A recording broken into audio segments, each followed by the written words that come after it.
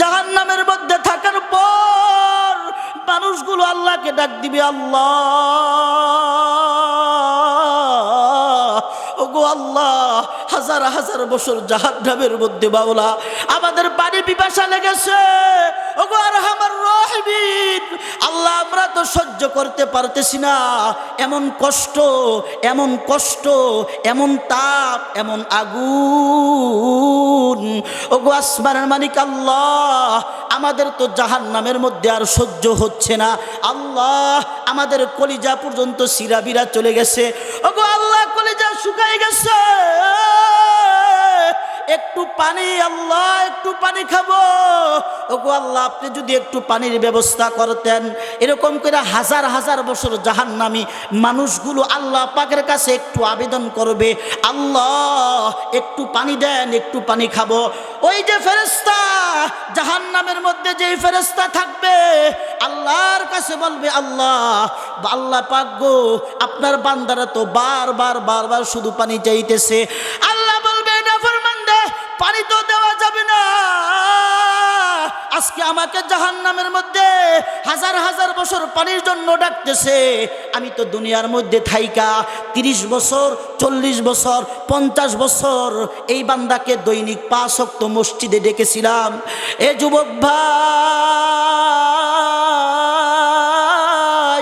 হে আমার বৃদ্ধ বাবা, আজকে তো রব্বে কারিমের ডাকে তোমরা 5 ওয়াক্ত নামাজ পড়ো না, এই জাহান্নামের মধ্যে থাইকা যখন আল্লাহকে ডাকবা আল্লাহ তো তোমার ডাকে সাড়া দিবে না, এজন্য 5 ওয়াক্ত নামাজ পড়তে হবে কিনা, হবে কিনা? 5 ওয়াক্ত নামাজ পড়তে হবে, আল্লাহ পাকের ডাকে সাড়া দিতে হবে। আরে বাবা, বেনামাজি হইয়া যদি মৃত্যুবরণ করেন, আরে মৃত্যুবরণ তো পরের কথা, একজন বেনামাজির মৃত্যুর কেমন কষ্ট জানেননি? আরে একজন বেনামাজি যখন হায়াত ফুরাইয়া যায় আল্লাহ পাক আজরাইলকে পাঠায়, এ আজরাইল অমুক গ্রামে অমুক জায়গায় যাও, ওই নাফরমানের জানটা কবজ কইরা লইয়া আসো। বলে আমি এই নাফরমানকে জিন্দেগির মধ্যে 30 বছর, 40 বছর, 50 বছর, 60 বছর, 70 বছর চারদিক দিয়া আমি আল্লাহ নিয়ামত দিয়া ভরপুর করেছিলাম, এই নাফরমান আমার নামাজ পড়ে নাই, হজ ফরজ হয়েছে হজ করে নাই, বহু মা বোনরা পর্দা করে নাই। আল্লাহ বলবে এই নাফরমানকে নিয়ে আস, নিয়ে আস, নিয়ে আস। এই নাফরমানকে এত নিয়ামত দেওয়ার পরও ভালো হয় নাই, আমার শুকর আদায় করে নাই, আমার হুকুম আহকাম মানে নাই, এই নাফরমানকে নিয়ে আস। আজরাইল, হাদিস শরীফের মধ্যে বাবা আল্লাহর রাসূল বলতেছে, আজরাইল জাহান্নাম থেকে এমন একটা লাঠি নিবে, গুরুজ নিবে, যেই গুরুজের মধ্যে কাটা দগ্ধ দগ্ধ থাকবে। এই জাহান্নাম বেনামাজি সুদখোর ঘুষখোরের জানটা যখন কবজ করার জন্য এই যে আজরাইল নামক ফেরেশতা আসবে, আল্লাহর রাসূল হাদিস শরীফের মধ্যে বলে ওই আজরাইলের চক্ষু থাকবে 12টা চক্ষু নিয়ে, তার সাথে আরো 500 জাহান্নামী ফেরেশতা নিয়ে প্রত্যেকের হাতের মধ্যে জাহান্নামের ডান্ডা বেরি থাকবে। এই ফেরেশতাগুলো নিয়ে আজরাইল বেনামাজি নাফরমানের কাছে আসার পর বেনামাজি চক্ষু উল্টাই দিবে। বহু মানুষ বলে, হুজুর 3 দিন ধরে লোকটা পয়রা রয়েছে, খানা খাদ্য খাইতে পারে না, মৃত্যুর সময় এমন পারাপারি পারসাপারসি লাগাই দিছে, চোখগুলা উল্টাই দিছে, নাকে মুখে দিয়া রক্ত হইয়া গেছে, অনেকের পায়খানা প্রস্রাব পর্যন্ত চলে আসে। আরে বাবা, আপনাদের হাতে পায়ে দরিয়া বলিয়া যায়, এই দুনিয়ার হায়াত থাকা অবস্থায় মাওলাকে চিনেন, মাওলার ইবাদত করেন, না হলে কিন্তু কার উপায় থাকবে না। এ বাবা, ওই যে বেনামাজির জান যখন আজরাইল কবজ করতে আসবে, এই যে জাহান্নামের ডান্ডা দিয়া এমন আঘাত করবে, বেনামাজির রূহটা শরীরের বিভিন্ন শিরার মধ্যে চলে যাবে, এখানে চলে যাবে, ওইখানে চলে যাবে। আজরাইল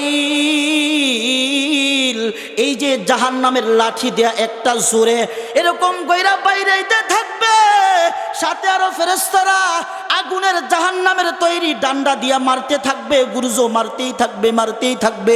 আর বেনামাজি ছটফট করবে, ছটফট করবে। এমন সময় ভালো করিয়া জানটারে আজরাইল কবজ করে ধরবে। থাবা মারার সঙ্গে সঙ্গে প্রতিটা লোম কূপের গুড়া দিয়া খিচ বাইরা মাইরা মাইরা মাইরা জানটা চাবে পালানোর জন্য, কিন্তু পালাইতে পারবে না।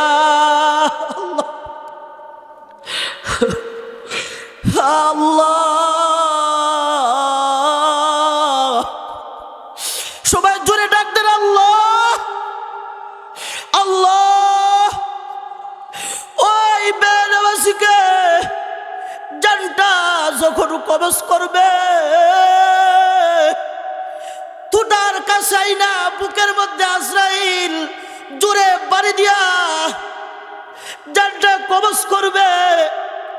আর আল্লাহ পাক বলবে, আল্লাহ পাকের কাছে যখন যাবে, এ নাফরমান 70 বছর হায়াত দিয়েছিলাম, 50 বছর হায়াতের জিন্দেগি দান করেছিলাম, দুনিয়ার মধ্যে থাইকা আমি রবকে রব বলে স্বীকার করো নাই, আমি আমার আল্লাহর জাহান্নামকে ভয়ের কথা স্মরণ হয় নাই, 5 বেলা মসজিদে ডেকেছিলাম, রমজানে ফরজ রোজা তোমার রাখতে বলেছিলাম, পর্দা টানায়া টানায়া খাইছো, কোনো মসজিদের ইমাম যদি কিছু বলে তার বিরুদ্ধে চলে গেছো, এলাকার কোনো ভালো মানুষ বললে তার বিরুদ্ধে চলে গেছো। আজকে বুঝো আমি মাওলার জাহান্নাম কত কঠিন, আমি মাওলার জাহান্নাম কত কঠিন। এ অত্র এলাকার যুবক ভাই, বৃদ্ধ বাবা, আমার পর্দার অন্তরের আম্মা জানেরা গো, কানটা খাড়া করে ভালো করিয়া শুনিয়া লও, ভালো করিয়া বুঝিয়া লও।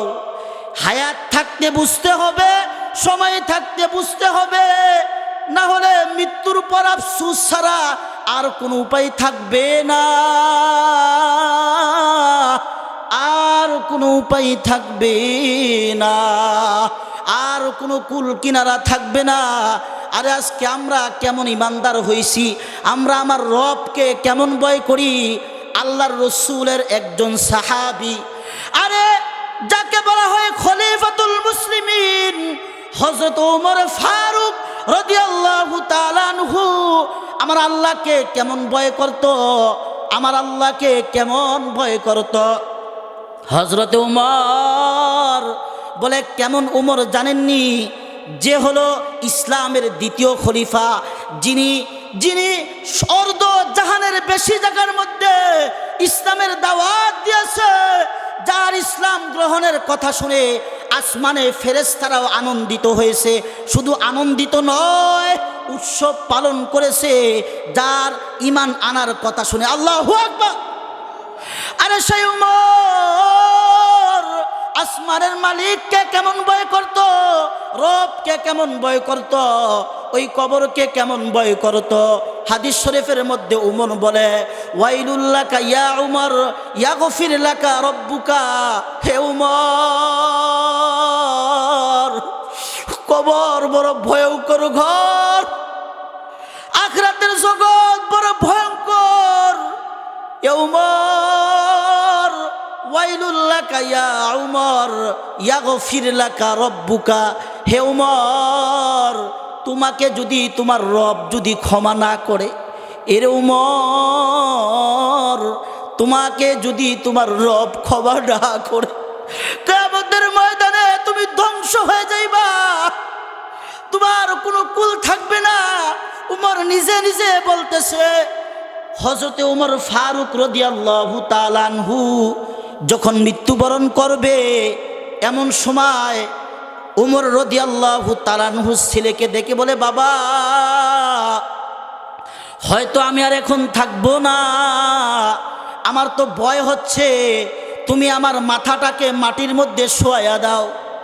মৃত্যুর সময় উমর রাদিয়াল্লাহু তাআলা আনহু মাথাটা মাটির মধ্যে শোয়ায়া গালের সাথে মাটি দিয়া মিশতেছে, ডলাডুলি করতেছে আর বলতেছে, আল্লাহ, আপনি যদি আমাকে মাফ না করেন আমার অবস্থাটা কি হবে।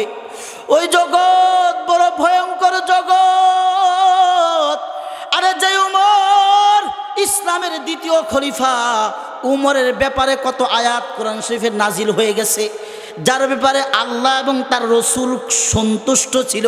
শুধু তাই নয়, আল্লাহ পাক তাদেরকে দুনিয়ার মধ্যে থাইকা জান্নাতের সার্টিফিকেট প্রাপ্ত সাহাবী হযরতে উমর। আল্লাহু আকবার। এ যুবক ভাই, বৃদ্ধ বাবা, মরণকে ভয় করেন, কবরকে ভয় করেন।